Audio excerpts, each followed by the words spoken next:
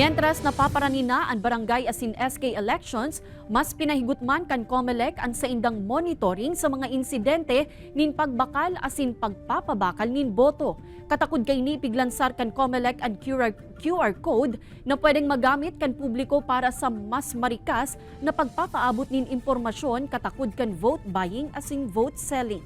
May report si Jessica Kalinog. Pirangal daw antes ang 2023 Barangay and Sangguniang Kabataan elections nagigibuhon sa Oktubre 30. Padagos man ang pangangampanya kan mga kandidato. Sa ikalimang aldaw kan campaign period, pigkumpirmar kan Commission on Elections o COMELEC si Pokot ang nagkapirang reports dapit sa insidente kan pagbayolar sa kontrabigay campaign kan komisyon sa Banwaan.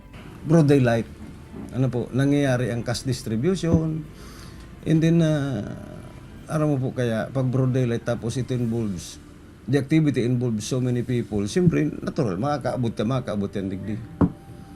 And we have been trying our best to minimize, if not totally, control the matter of cash distribution. Ang pinakahuring sumbong na sa indang naresibe iyo ang medical mission kan Oktubre 16 sa Barangay Anib na sinabayan subuot nin pananaong cash assistance kan mga nagdadalaga na kandidato. Tulos man ining pigrespondihan kan kapulisan. Upon verification po ng report natin, it turns out negative naman po. That is medical mission po ng ating mahal na governor. And upon checking ng mga participants, wala pong tumatakbong barangay kagawad or barangay kapitan or SK and SK kagawad na ando doon po sa area.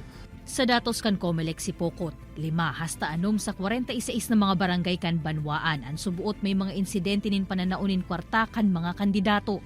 Lambang impormasyon na sa indang nare-resibe dapit digdi, pigbeberipikaman kan kapulisan. Alagad hasta sa presente, maayo man subuot ni napapatotoohan. Ang COMELEC Bicol bilog na puwersaman sa striktong pagbabantay sa mga kandidatong nagpupurbar na magbakal o magpabakal nin boto. Piglansar kan komisyon ang QR code na pwedeng iscan anytime para maipaabot ang reklamo o sumbong dapit sa nagsasagibo kan nasambitan ng bayolasyon.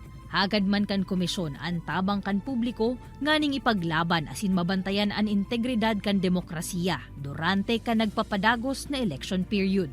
Kaibanan si Gerald Gandia, Jessica Kalinog, Balitang Bicolania.